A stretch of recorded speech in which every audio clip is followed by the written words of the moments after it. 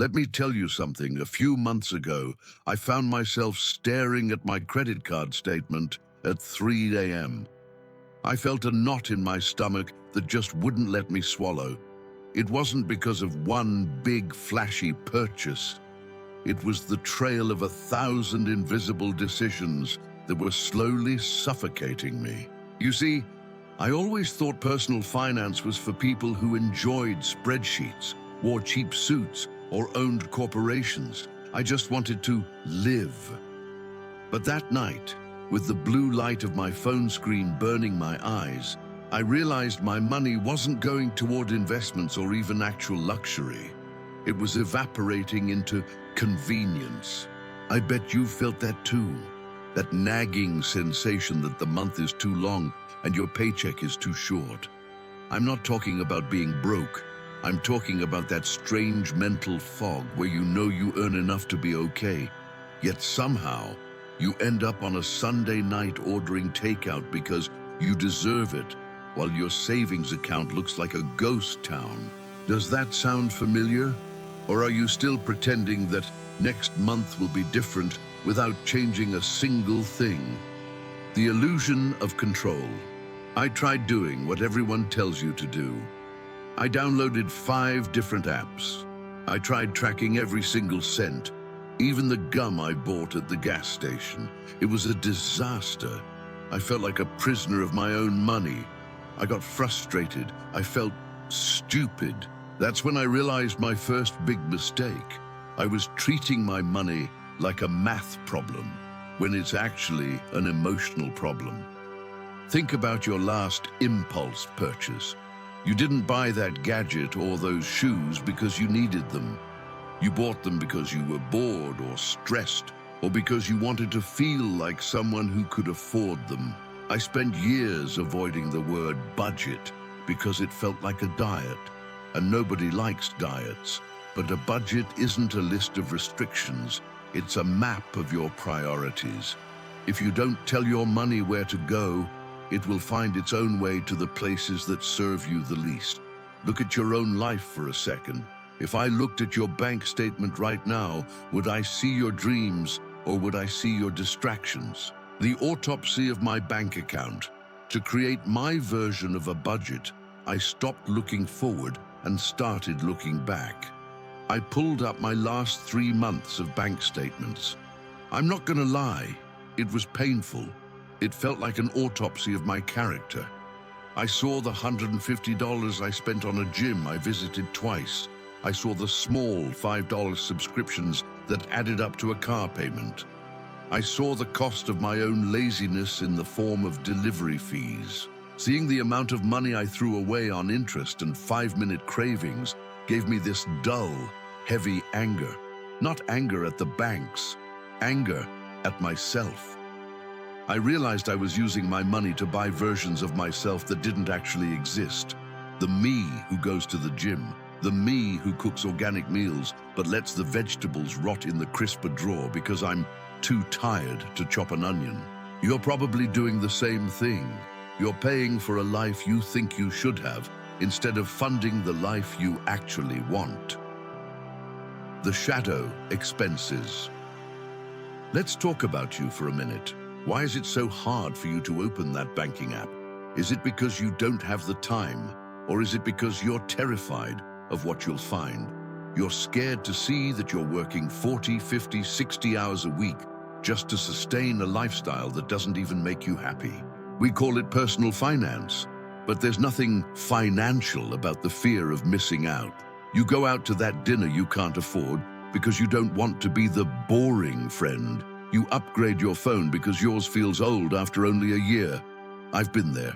I remember buying a watch I couldn't afford just so a client would think I was successful. Every time I looked at that watch, I didn't feel successful. I felt like a fraud. I felt the weight of the debt on my wrist.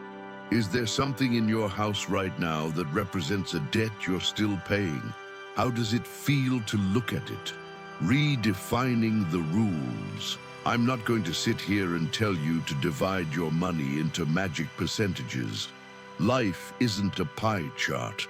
And your landlord doesn't care about your 50-30-20 rule if the rent is due. What I did was simpler. I separated my survival from my ego.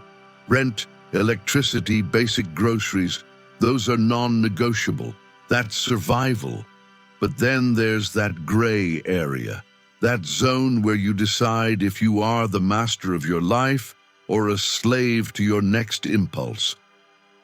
I started asking myself a question that changed everything.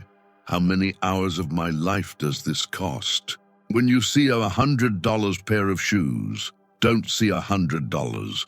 See 5 hours or 10 hours of you sitting at a desk, dealing with a boss you don't like, under fluorescent lights. Is that pair of shoes worth 10 hours of your finite time on this earth? Sometimes the answer is yes, and that's fine. But most of the time, the answer is a resounding no. The addiction to the lifestyle. We are addicted to the click, the Amazon package at the door, the notification that our food is here. It's a dopamine hit that lasts 10 minutes and leaves us empty for the rest of the month. I had to learn to sit with the discomfort of not buying. I remember walking into a store, seeing something I needed, and literally feeling my heart rate increase. I had to tell myself, you are not your purchases. Dime algo. Do you really need that expensive coffee every single morning? Or is it just that you can't stand being alone with your thoughts for 5 minutes while you walk to work? Is the coffee a treat? Or is it a bandage for a job you hate? The contradiction, don't get me wrong, I'm not perfect. Even now, after fixing my personal finance situation, I still feel the itch. Last week, I almost bought a new camera lens. I didn't need it. My current one works fine, but the marketing was so good. It promised I'd be a better storyteller. I had the tab open. My thumb was hovering over the Buy Now button. I felt that old friction, that heat in my chest. I closed the laptop. I went for a walk. I realized I wasn't craving a lens. I was craving the feeling of being productive without actually doing the work. It's easier to buy a tool than to master the craft. Where are you taking the easy way out? Where are you spending money to avoid the hard work of actually growing? The practical step that no one does. If you want to start, don't buy a planner. Don't download a new app. Tonight, sit down with a piece of paper, just one. Write down how much you actually brought in last month. Then write down how much went to things that actually made your life better. Not easier, not faster, better. You'll find that a huge chunk of your hard-earned money is going to people and companies that don't care about you. You are working for them. You are a line item in their budget. Isn't it time you started working for yourself? The freedom of no.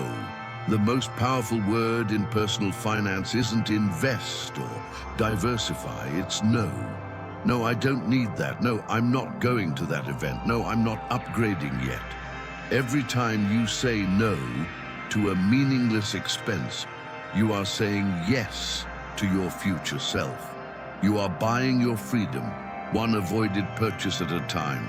I discovered that the peace of mind that comes from knowing exactly what I have and what it's for is way more addictive than any impulse buy. It's not about being cheap. It's about being awake. It's about looking at your bank account and not feeling that shadow of guilt, but a sense of quiet confidence. So think about that the next time you go to pay for something on autopilot. Look at the card in your hand. Look at the screen. Are you buying an object, or are you selling a piece of your time that you're never going to get back? A budget is the language you use to talk to yourself about your future. It's the most honest conversation you will ever have. Just make sure you aren't lying to the person in the mirror. You know, what really keeps me up at night isn't the debt itself. It's what that debt represents. Every dollar you spend on something you don't need is a piece of your freedom you're burning at the stake. I want you to think about your someday. Someday I'll start that business. Someday I'll travel. Someday I'll finally breathe. But when you look at your bank statement, you see that someday being traded for a lease on a car that just sits in traffic, or a closet full of clothes you bought to impress people you don't even like. I had a moment of clarity a few weeks ago. I was sitting in a park, watching people rush by, and I realized that most of us are working jobs we tolerate to buy things we don't have time to use. We are caught in a loop of working to spend and spending to forget we're working. It's a cycle of anesthetic. We use money to numb the pain of how we spend our time. Does that hurt to hear? It hurt me to realize it. I looked at my own life and saw that I was essentially renting my existence. I didn't own my time. The bank owned it. My subscriptions owned it. My lifestyle owned it. The loneliness of the budget. There's a part of personal finance that no one talks about because it's not marketable. It's the loneliness. When you decide to stop lying to the person in the mirror, you're going to have to start saying no to the people around you. And that's where the real test happens. Your friends will ask you to go to that $80 brunch. Your family will ask why you haven't upgraded your car yet. They'll call you cheap or say you're acting different, and it's going to sting. You'll doubt yourself. You'll sit at home on a Friday night, looking at your bank account growing, and you'll feel a strange sense of isolation. You'll wonder if it's worth it, if maybe you should just live a little like everyone else. But here's the secret. Most of those people living a little are one missed paycheck away from a total nervous breakdown. Their fun is financed by anxiety. Are you willing to be misunderstood for a while so you can be free for the rest of your life? The enough point. We've been conditioned to believe that more is the only direction. More income, more square footage, more gadgets. But nobody ever talks about enough. I spent a long time trying to find my enough point. I realized it was much lower than I thought. When I stopped trying to keep up with the digital ghost of who I thought I should be, I found that I actually had plenty.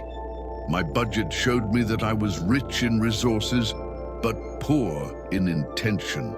Dime, what is your enough? Have you ever sat down to define it? Or are you just running toward a finish line that keeps moving further away? If you don't define your enough, the world will happily define it for you. And trust me, the world's version of enough is always just a little bit more than what you currently have. The final reckoning. I used to think that a budget was a way to control my money. Now I know it's a way to reclaim my soul. It sounds dramatic, I know. It's just numbers on a screen, right? Wrong. It's your life force. It's the hours you spent away from your family. It's the stress that kept you awake at 2 a.m. It's the effort you put into your craft. Alt text. To waste that on a whim or a click is a tragedy. I want you to go back to that bank statement tonight. Don't look at it with judgment. Look at it with curiosity. Ask yourself, is this version of me the one I want to be 5 years from now? If the answer is no, then stop. Just stop. The most expensive thing you can buy is the illusion of status, and the cheapest thing you can have is the truth. I'm still learning. I still make mistakes. But the difference is that now, I'm the one holding the pen. I'm writing the story of where my life goes, not my impulses. So before you close this tab, before you go back to the noise of the internet, take a breath. Your money is just a tool, but your time is the only thing you'll never be able to budget for more of. Make sure you're spending it on something that matters. If you're still here, it's probably because you already know exactly which expense is quietly suffocating your peace of mind. You don't have to tell me, but write it down in the comments, not as financial advice, but as a confession. Sometimes, giving a name to that money leak is the only way to stop being a slave to it. And if it helps to know you're not the only one fighting your own ego every payday, then stick around, subscribe, and let's keep navigating this chaos together.